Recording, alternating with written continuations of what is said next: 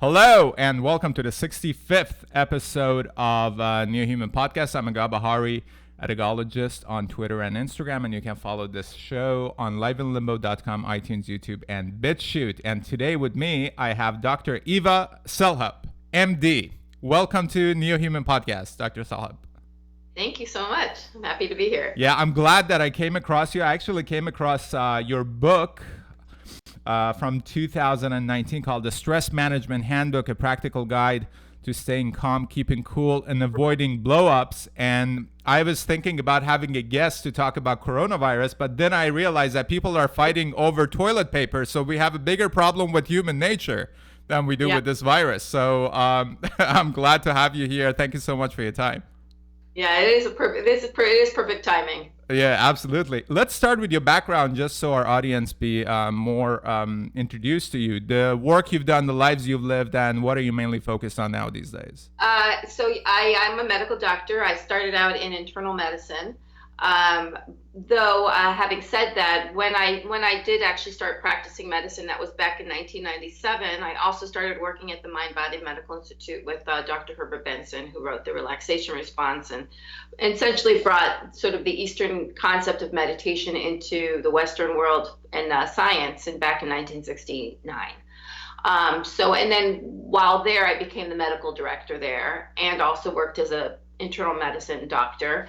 5 years into that, I left my internal medicine job and went completely into the integrative medicine world. So I continued to work at the Mind Body Medical Institute and train educators and healthcare providers in mind body medicine, but I also started studying Eastern medicine and Eastern philosophy and started merging everything together to create a new kind of medicine, I suppose. Or maybe even it's an old kind of medicine, but bringing it back, right? Mm-hmm. The way the ancient healers used to practice. So I studied with all different types of healers and Qigong masters and Chinese masters and things of that sort, and started taking all this information and adding it to what I already was doing in the world of stress and stress physiology, and bringing in the concept of the energy and love and anything you can imagine. I just sort of absorbed everything I could and integrated it, and then brought it back out into the world in a way that was usable. There's just a lot of really wonderful books out there and a lot of wonderful teachings by extremely wise gurus, but it's not accessible. Not accessible to everybody and not always practical. So my goal was to understand it at the level that I could, which I knew would deepen as I learn more, and take what I learned, not only use it to help my patients, but to use it to help myself. And from that, I wrote a few books and started traveling around the world teaching. And I've since moved away from having a clinical practice. I closed that down actually last year, and my goal was to work with the masses, essentially, rather than with people one-on-one. And I'm working more with the culture, working with companies and anybody that's willing to listen, to influence them to create change around the globe, so that we can have people that are living from a place of love rather than fear, taking better care of themselves, taking better care of others, so that we can be resilient. Yeah, very interesting. This disconnect and separation between Eastern and Western solution is actually something that is coming up quite often during our podcast. I had a neuroscientist, Chris Nebar, who has also implemented Buddhist practice into just the way that you think about perception and consciousness and the experiences that we have. And I think I believe and live my life based on a philosophy that any tragedy is an opportunity for something beautiful. And I think there are events like this coronavirus that we realize that it doesn't really matter east, west, above, beyond, rich, poor. Something like this is affecting everybody. So any solution that is available anywhere is for the collective to use it. Correct. And it's also remembering that, Mother Nature is Mother Nature. Mother Nature is not particular about who she affects. She just as soon lets a forest fire burn as a flower bloom. It's not personal. And what the wisdom traditions or Eastern philosophies knew was that we were part of nature and we work with nature. And, we're either going to be alive or we're not. we're either going to manage it or we're not. And it's really about being able to understand that, to honor that, and to be able to adapt in the best way that we can to what life brings us. Technology and our Western ways is taking us away from that knowledge and that knowing. And, and yes, we've been able to conquer and overcome many, many things thanks to that technology and that science. But it's also left us very disconnected, disconnected from the way and disconnected from ourselves, disconnected from our spirits. And those are actual tools that we need to overcome hardship. We were, born with that, to be able to overcome wilderness and Mother Nature's hardships. So I think that's one of the things that we have to remember right now, is that we have a lot of, that this is the way it is. This is what's happening. Nature is doing its thing right now. The big issue is more of our healthcare systems rather than the virus itself, really. It's what can our healthcare system handle? And how can we be a collective of resilience, right? What does that look like? What does that mean? How do we take care? Rather than, I find that the word "be careful" is kind of a fear-based word as opposed to "take care," which is more of a love-based way of saying it. So how can we take care is the question, and know that, some of these things are inevitable that nature brings us, but it's also something that allows us gifts to learn how to become stronger, how to become better, how to become more connected. So again, as you said, how do we look at these situations as gifts rather than curses? Yeah. I think the inevitability part of it is acceptance of it is very big part of the process. I also would say about humanity that there are very good qualities about humanity, but I go back to, for example, this headline, the toilet paper panic, fear, fights, and memes spreading faster than coronavirus. And it makes you wonder, when the collective have this kind of an experience that, hey, there is a disease that is coming that we have no idea about, we're going to punch each other in the face to get more toilet paper, that I don't even know. Why do you need more toilet? Like, you can't go to the shower, for example, to clean yourself up. It's kind of mind-blowing, right? But at the same time, used to have toilet paper, right? There was a time when there was no toilet paper. What did we do then, right? It's such a weird thing. But again, it goes back to, it is an inevitable part of human nature that we behave like a herd. And the moment that one of us is scared and start running in one direction, we follow that person. And you can expand on that understanding and realize that maybe it is our democratic systems altogether that are becoming irrelevant and irresponsive to the changes that are happening around us in the world that seems to be happening at a faster and faster rate. Well, I think we have to look at human nature and humans as a species, as opposed to, let's say, a more primitive species. This is how the reptilian brain would behave, which is the fight or flight or fight or freeze or what have you. When fear is imposed and when fear comes into play, this is what happens. It is like a virus. It's contagious, and this is what people do. It's survival of the species or survival of the fittest, and let me take care of myself and screw everybody else, and because I'm the one that's in danger. So that is a very primitive form of experience of being, and that is part of our humanness.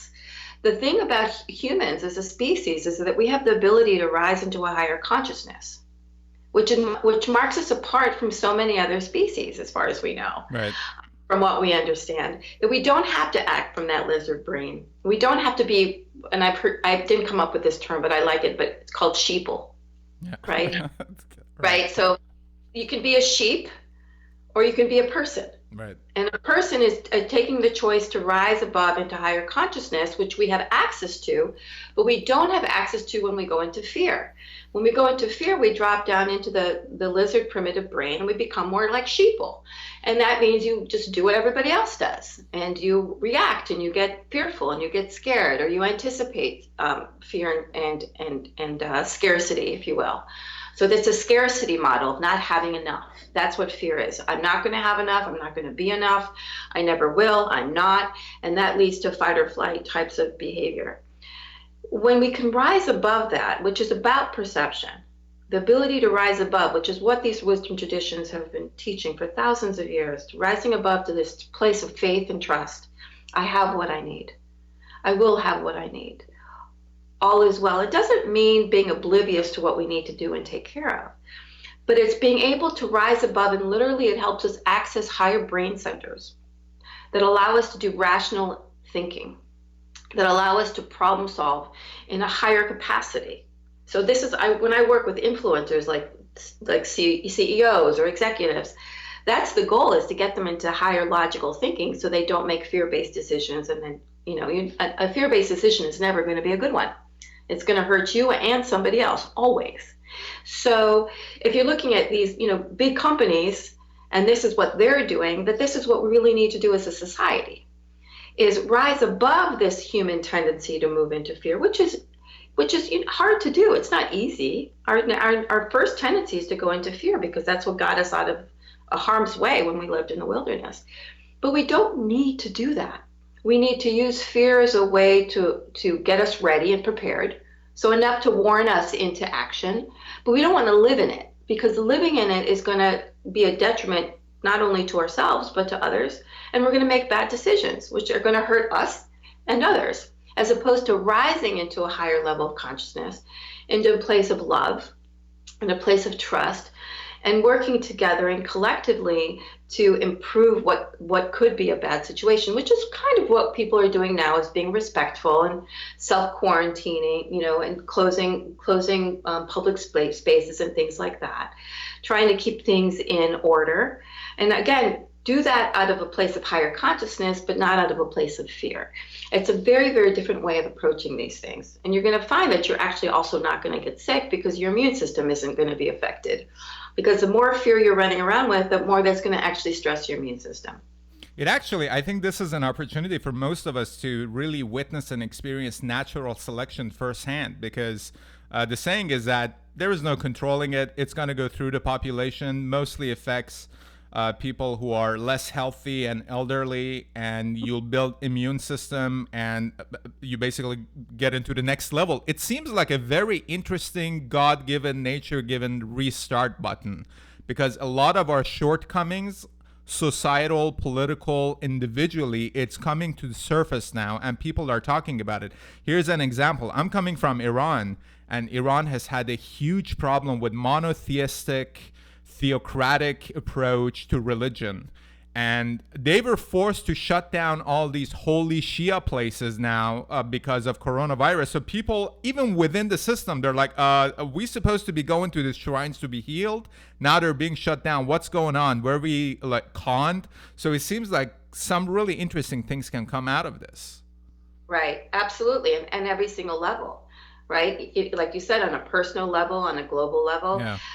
I think just to backtrack about the natural selection, I think, again, we want to be realistic. Everyone's going to be affected by this virus at one level. We're all going to get it at some point. Yeah. And the point of quarantining and doing sort of this isolation is not so much to keep you from getting it, but it's to keep you from getting it now, so that our healthcare system can handle it. And they're not overwhelmed. Exactly. They're not overwhelmed, because right now they don't have either the training, the capacity, nor the treatments. So 6 months from now, they probably will. So being able to slow this down, right, by not having a panic, but again, slow it down, open up, be more aware of what is happening here. How do we make us stronger and better? And so that is sort of the individual look at ourselves. And then there's the global look, the political look, the religious look. There's places of prayer all across the world are closing down, right? There's public places where people people exercise, and so we all have to sort of rethink, because we are a social species. We do need one another. We do need touch. We do need contact. So how are we going to choose to do that? Are we going to choose to live in fear? And I mean, I've seen people who won't say hi to each other on the street. Right. I mean, you're not going to catch the virus by saying hi to somebody. You can wave. Um, so this idea of not understanding that the isolation is not about I'm scared of you. The isolation is I respect you and I love you, right? And let's talk on FaceTime. Let's use technology. Let's use ways of praying together through technology, through these types of mediums. So how can we do this and advocate for the part that is healing? So, the mosques could say, well, the part that is healing is the prayer itself. So we're going to do a prayer over the radio. We can all pray together over the radio. So that way we're not saying that it's the place that's important, but it's actually the action that's important. Right, exactly. It's the belief that's important. So that's a way of starting to change mindsets, of changing that kind of sheeple kind of mentality that it has to be in a certain place and it has to be in a certain way. And we start saying, well, what's really important about this function? Like, what's really important about a gym? Well, because I exercise and I see people. Okay, so that's okay. Well, let me take those facets that are healthy for me and good for me and for others, and how do I then recreate that in a different way? People have also been compared to porcupines. Are you familiar with Schopenhauer's porcupines? No. He uses porcupine as an analogy that people are like porcupines that come together for warmth, but then they spike each other, they get away from each other, but then they get cold, they come closer to each other. Yeah, so the most successful porcupine is the one who figures out how to generate his own or her own heat. Right. Then you can make the decision who you want to hang out with, when you want to hang out with, for how long you want to hang out with, and it really goes back to what you were talking about, that West seems to have encouraged and promoted and marketed outer solutions that, hey, this is what you can do to take care of yourself in the outside world, shelter and medicine and all of that. But the inner world has been left untouched in large degree because of a lot of people who are benefiting from the Western way of providing solutions. That no, spirituality is all mumbo jumbo. A lot of it is, but the bottom line is that you look within yourself, and that is where you're truly liberated. There is no one and nothing out there that will liberate you except yourself. That's right. When you don't feel that you are attached to things, when you don't need things, you're liberated, right? When you feel equanimity, you feel equal, right? That's liberation. You're just at peace. So ultimately, people have to ask themselves, what is it that I really want? So when I exercise, when I go to the mosque, what does it bring me? What a feeling does it give me? And when we understand that we have access to our feelings all the time, that then we can generate those feelings on our own, right? We get addicted to something because it gives us a certain feeling, right? We say, okay, well, what if I got rid of that something and just access that feeling? Then I wouldn't be addicted to that something anymore. Right? So again, this is a way for us to figure out, what is it that I want to feel? Well, I'm feeling fearful right now. Okay. What is it I want to feel? Well, I want to feel at peace. I want to feel connected. I want to feel safe. Okay. Well, what's that going to take?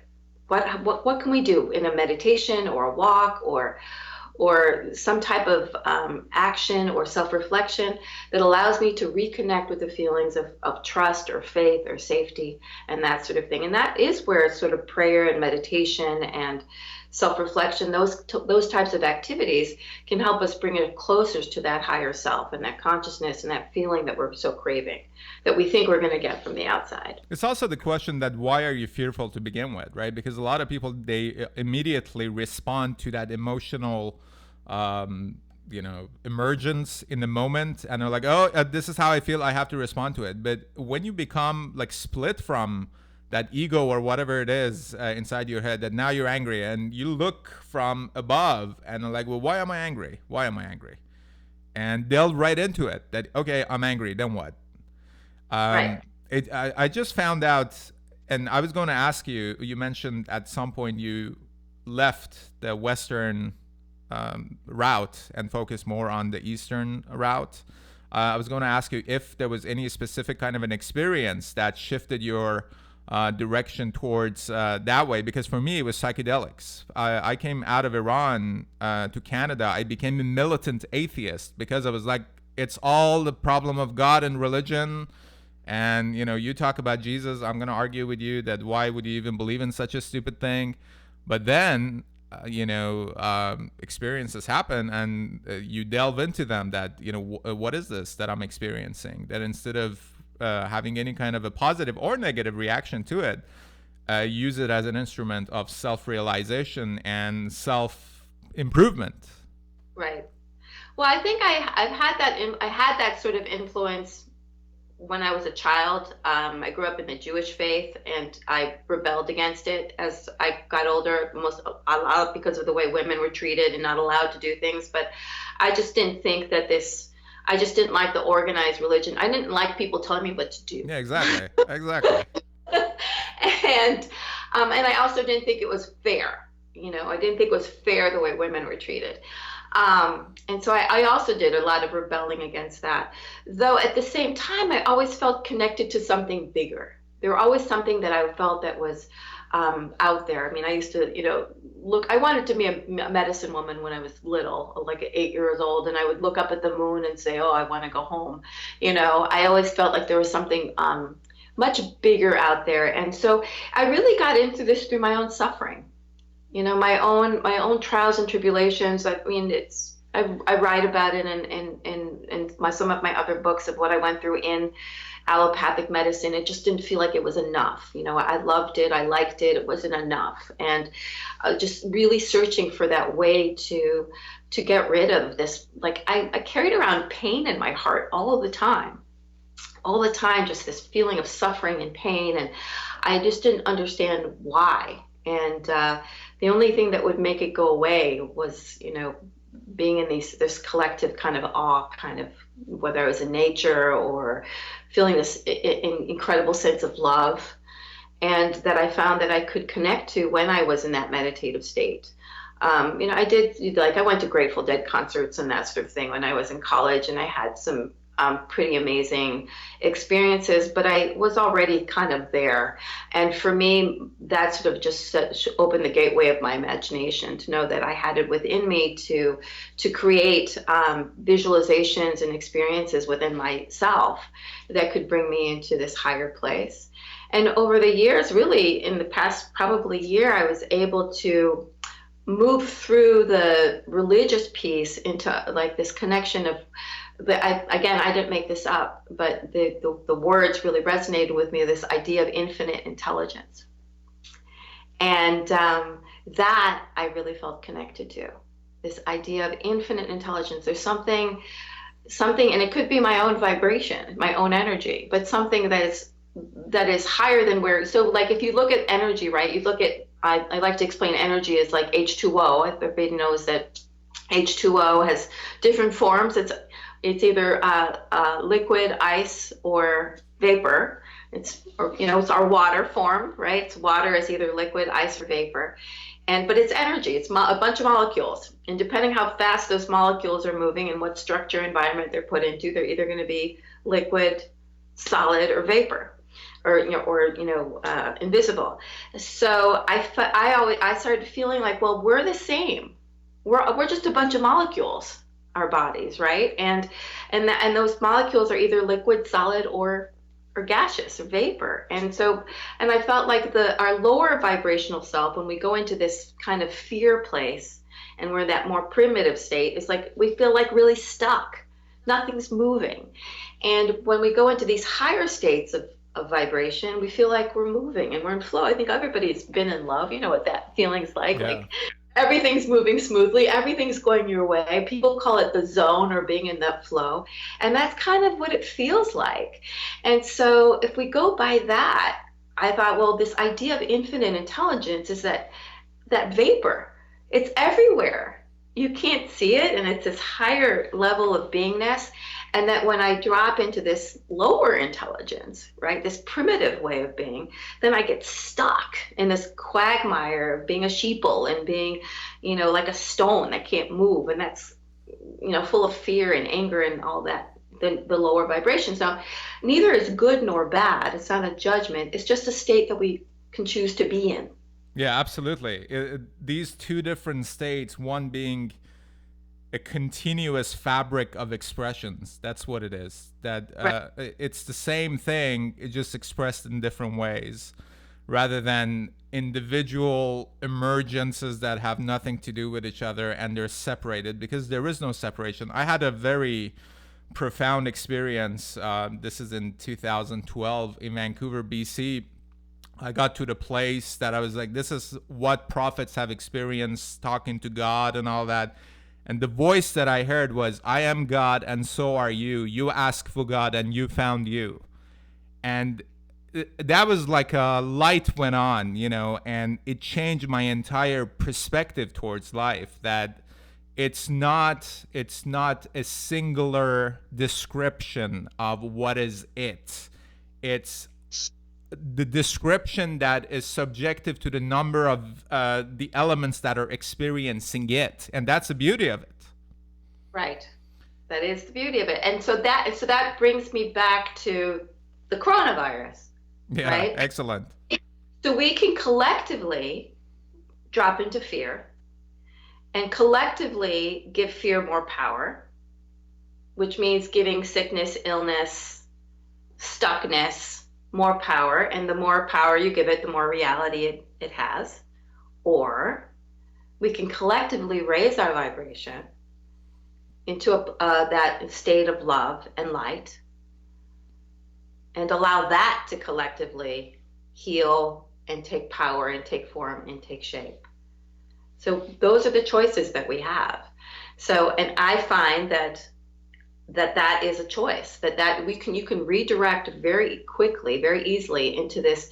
You can call it whatever you want: godlike state, godism state, or infinite intelligence, light, love, all kinds of names that you want to give it, whatever has meaning to you. When you drop into that state of purity, of absolute beingness, love, infinite intelligence, whatever it may be, that fear isn't there anymore. Then it just is. Mm-hmm. Isn't a good, it's not a bad, it is. And who knows what that can do for us. But it's what we need to do. I think as a planet, I think the trajectory that we're on as a planet is one of destruction. The trajectory that the human beings in a fear-based mentality is a destruction of the planet, because we can see it within the human body. It's a destruction. That type of way of being destroys the human body. So it's also going to destroy the planet as we know it. So we have that choice now. We're being given this choice right now. Where do we want to be with this? Do we want to go into collective destruction? Or do we want to be in a collective resilience and redefinition and recreation, right? So Yeah, I choose the latter. Oh, absolutely. It's as I say, it's a very interesting reset button. It might sound like heartless, but it's not heartless at all. It is an inevitable opportunity to raise above it. And what it takes, I want to go back to a term you use, resilience. And I want to mention a part from your website talking about resilience, saying Dr. Eva engages her clients and her audiences with her powerful energy, words of wisdom, and scientific knowledge to activate the 5 pillars of resilience: physical, mental, spiritual, relationship, and team, to achieve optimal resilience, success, health, and happiness. And I like it the way that it was mentioned there, because it's not only outer world, it's also inner world. That it's not that you build up resilience towards you have problem with your relationships or your workplace or your society. It's also resilience towards this reacting to your immediate emotional experience. Mm-hmm. So what are some of the best ways that people can approach this tool of resilience in order to improve their experience of this thing that we call life? Well, I think the first thing we want to do is develop a system for self-awareness. So that's the first thing, is what am I feeling? Because most people go into what they're thinking, not to what they're feeling. So pay attention to your body. So you have an emotion, you have a thought. What am I feeling, and how is my body reacting to this? And so how we know, like, whether I'm in a state of flow or bliss or I'm not, right? I either feel like my body's feeling smoothly, I can take a breath and that breath isn't restricted, or my breath feels restricted. So everything in life is either in an expansive state or in a contracted state. That's how things are, like expansion and contraction. And so starting to develop that awareness within myself that just that thought, that belief, that experience, is it causing me to contract or is it causing me to feel expansive? So when I feel expansive, I feel like I can handle anything. When I feel contracted, I'm scared, right? Sort of, I'm contracted within myself. So it can really be that simple of paying attention. Do I feel expanded or contracted? So it's sort of, what am I feeling in my body? Starting to learn how to do body scans and starting to understand, where am I holding my tension? Where am I contracting? Not judging. It's not good or bad. It's just noticing where I am. And then starting to say, okay, well, I'm feeling fear. Okay. What is it that I really want to feel? I want to feel at peace. So start connecting with the feeling of peace. I like the feeling of peace. I connect with the feeling of peace. I am the feeling of peace. There's all different ways of doing that. But just by actually starting to say the words peace, you start counteracting the energy of fear, because everything has vibration to it and affects the body in that way. And as we start becoming more peaceful, maybe not 1,000% peaceful, but less maybe angry or fearful, your brain starts opening up. You start finding ways to find resolution to that experience. So the first is non-judgmental awareness of what is, which in the Western world we call mindfulness. The practice of mindfulness, non-judgmental awareness of what is. That means I'm aware that I'm having anger. I'm aware that I'm in fear, and I'm aware of where it's actually contracting in my body.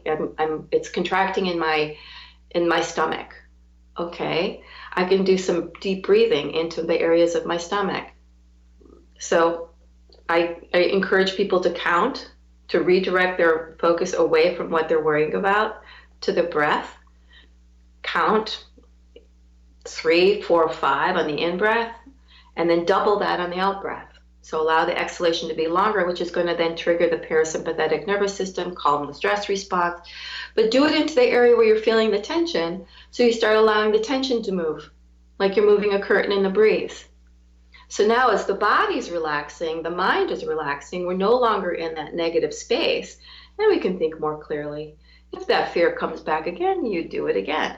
So there's different things like that just allow us to be in the moment, to be present, to be aware when we start running off into a negative place, and bring ourselves back into a place that's more equal. Doesn't have to be positive necessarily, but just equal. So self-awareness is, in non-judgmental self-awareness, is the first step. Yeah, I think the evaluations can become a hurdle, an obstacle. That if it's divided by good and bad, right and wrong, then you get caught up in this feedback loop of a very narrow kind of territory, basically, that you're not going to rise above that. One of the very valid, I would say, criticism that I've heard about Western approach with respect to meditation and mindfulness and all that is that you are making it into a job of saying, I have to be focused on this, I have to do this, I have to do that, or I shouldn't be doing that, I shouldn't be doing that. I have my cat on my back for the first time today. He usually outside of the thing, but I thought we're talking about being relaxed and out of stress, and this is the best representation, because he is not assessing the environment all the time whether or not it's risky. He is ready to deal with risk whenever he needs to without giving any kind of a second thought to it. But other times, I would say that he's in with the flow more than anyone that I know. So it's being in this state of no state is the way that I've experienced it. What do you think about that? Yeah, it's about non-judgment. So Yeah. it's sort of like, you say, oh, I'm angry. Oh, I'm hungry. Oh, the sky is blue. Oh, that's what the cat's doing. Yep. Oh, the tree has got leaves that are moving in the breeze. Oh, look at that. Oh, and you just it's like, oh. Oh, it's not judgmental, but I also like to put in the awe and gratitude because it's saying, oh, if I'm experiencing anger, that means I'm alive. Oh, how wonderful is that? I'm actually feeling. So Wouldn't it's you again, start fearing death though if you're very grateful that you're alive all the time and you remember reminding yourself how awesome it is to be alive? so because you're going into tomorrow and you're not in the now if you're doing that. Right. Yeah. I'm alive right now. You're grateful and move on. But I'm alive right now. It's Yeah. all about the present moment. I mean, that's mindfulness, right? It's about non-judgmental awareness in the present moment, in the now.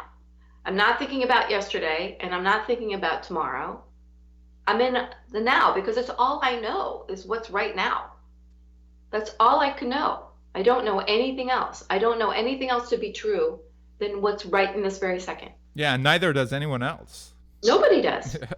That's mindfulness. And so that's the practice that we'd like to be in if we can, and we're not going to be because we're human, and that's okay because we have to anticipate things sometimes, and we do think need to go into the past to figure out how to be in the present or the future sometimes. But we don't want to live there all the time. Use it when you need it, and otherwise practice non-judgmental awareness of the present moment with gratitude and appreciation, right? So there's a lot of words to just basically, be like a little child that said, oh, look at that. That's the key. Yes. That. Oh, I'm having an emotion. Oh. So if when we get caught up in it and we let it take control, like when you allow your emotions to drive you, then you get caught up in whatever that emotion is. But if you are observing that emotion and saying, oh, well, I'm angry, I understand, and there's compassion in there. I understand why I'm angry. I understand why I'm fearful. It absolutely makes sense. I'm not wronging it. I'm not judging it for being bad or good. I'm just saying I understand. Well, is there anything I could do about it? Well, I could do this, this, and this. Oh, I can't even think about what to do about it. I'm too upset right now. Okay. Well, let me work on healing or calming whatever it is I'm feeling. So it's not about, a lot of people that go into the practice of mindfulness or Buddhism or that sort of thing think they just need to attach and push something away, that I'm not supposed to feel anything. It's not about that. We're human. We have feelings. We have to have compassion for those feelings. We get triggered. Our feelings are something that is like when we are getting upset or fearful, it's triggering something old from something that from long ago. So it's also an opportunity to heal something old. Yep. If I'm having a big reaction to something, I'm only having it because I felt it sometime before. It's an old wound that hasn't been healed. So it's an opportunity to heal an old wound. And that's what all these practices are in the books. They're all listed on how to do the self-awareness practices, how to heal old wounds, how to, get back into a place of balance in the present moment, how to do a self-assessment, how to connect with the healing words that are going to allow us to shift out of that negative space. So, many people have written these types of things, but there's many different ways to use what we're feeling as an opportunity. Yeah, there are many rivers, but the ocean is the same. It goes back to self-reflection. And I think what you said is really interesting, that when you come across unfortunate events or people who you don't like, that is an opportunity for healing too, because it reflects something that you got within yourself. I was listening to Dr. Phil on Joe Rogan, and he was saying when his father had a practice, he would say, there's something about that boy I don't like about myself. So, it just changes everything when your perspective goes from, hey, what is out there that can make me happy, rather than what can I find out about myself, to, as you said, not be happy or sad, but be equal. That's a very good term. Or a few people find be at peace. Yeah. Right. Ultimately, we want to feel at peace. Yeah. So, and people come into our lives and we either They either like support us to feel wonderful or they support us to feel terrible. And either way, that's opportunity to say, oh, what is it about this person that is helping me see myself? Why is it that we feel so good? It's because that person or that situation is supporting us to see ourselves. It's to see love and to experience it, right? So and again, I didn't make this up. I got this from somewhere else, but the statement is, it's because of you that I am. Right. Right? It's that by contrast, I get to see who I am. Yeah. And that I am, as you said, is infinite intelligence or God or whatever. But it's we're in this human experience. And this is what we get. We get to have a human experience. So how do we have it? We're going to have it by having times of joy and times of hardship. But all of those are going to bring us more into closer connection with ourselves. Yeah, and a lot of people are talking about the same thing, but from different perspectives. It's so beautiful. I mentioned Chris Nebar, neuroscience and Buddhism. His research has been for decades, I think, about left and right brain. That how right brain is more of a child experience, that you just play with sands because you like playing with sand, but then you develop the left side of brain, and you're like, why do I like playing with sand, or why am I doing this, right? So it's just a matter of, we talked a lot that the West is more left brain dominated. It's just a matter of balancing it. But I also had a digital philosopher, transhumanist, who talks about the infinite intelligence. He called it scintellect. It doesn't matter what it's called and how you get there. It's the matter of, I think, understanding that we're just a drop in this vast ocean, and so is everything else. And we're having this collective experience that is. Right. And I think the beauty is having different types of language for that people can resonate with, right? What is gonna enable that individual to resonate and find ways to that place of peace, and that place of higher being and higher consciousness. Again, I think as a planet we need to do that. So the more the merrier. The more people out there spreading the word, the better. Yeah, in different ways. It can be words, can be music, can be piece of art. And would you like to talk a little about that piece of art behind you? Oh, that's mine. Wonderful. That's one of my pieces of art. I paint. Excellent. Every now. And I don't usually have anything in mind. This is painting and paper mache.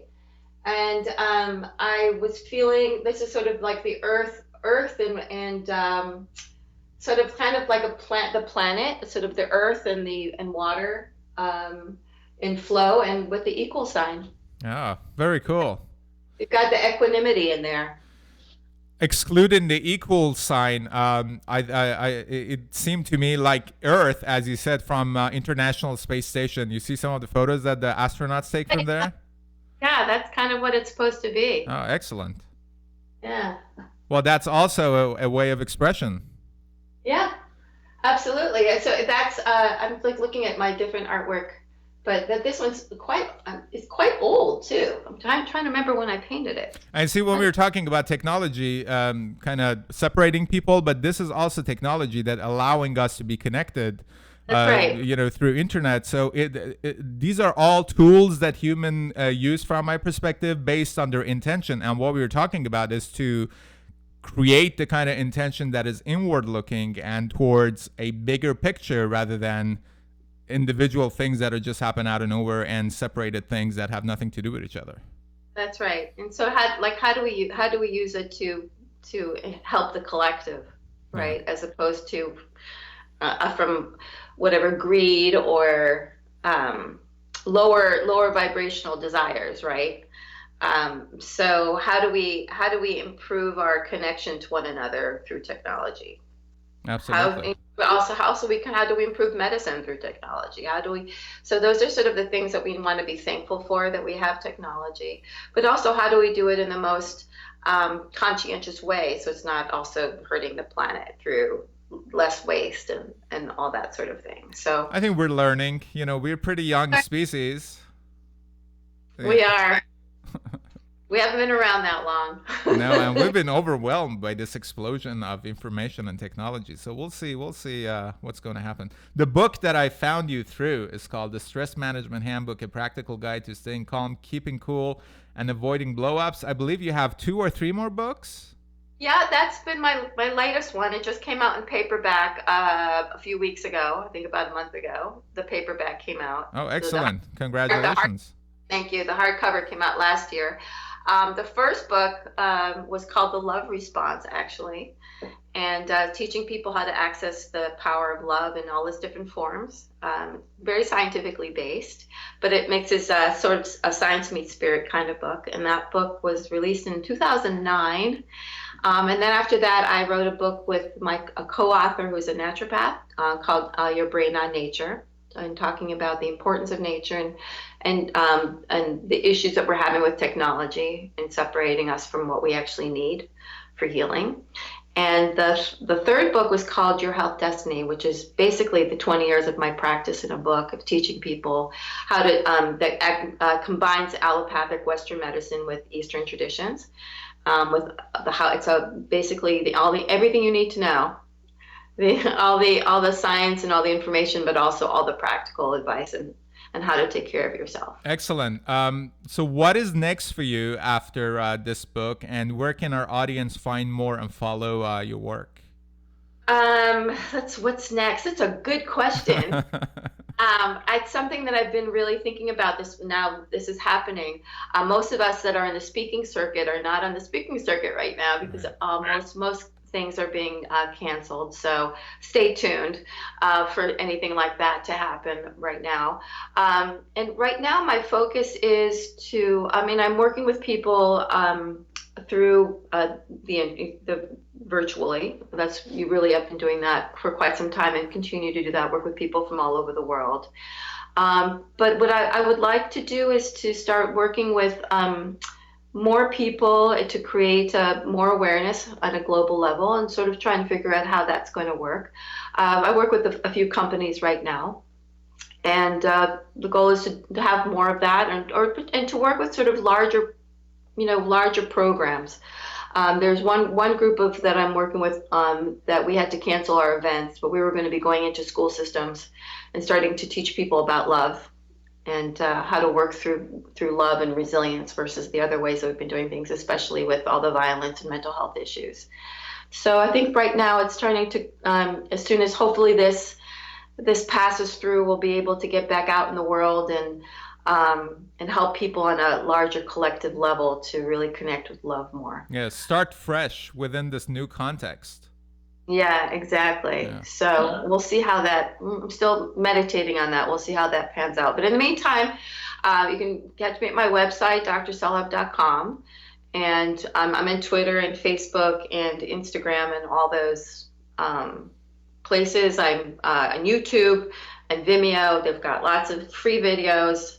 Like I said, there's 4 books out. I've got several relaxation CDs. My website has a lot of different programs also.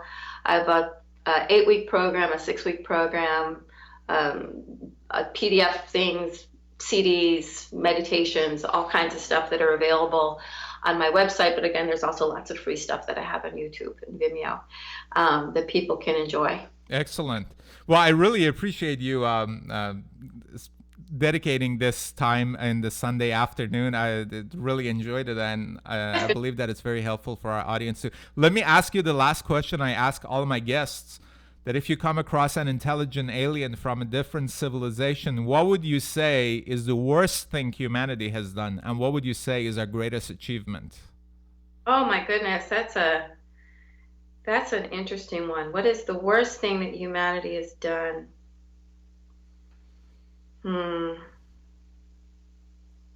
That's a really interesting one.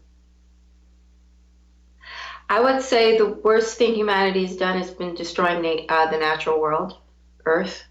This destruction of Earth and our the elements that we need that it needs to grow, and so like the waste, and I think the destruction of the Earth, I think, would be probably the worst thing that it's done. The best thing that we've done, Hmm. Best thing that we've done as human beings. Boy, that's a hard one. I mean, there's so many things that we've done that have been wonderful, and the question is which is the best one, right? um, I think the best thing we've done as humanities is our ability to communicate, our communication pathways, whether it's through expression, our ability to express, our human ability to express. So through art, through music, through the spoken word, through technology. I think that to me is the expansiveness of human beings is the ability to is the way we've communicated, expressed, our ability to express and communicate.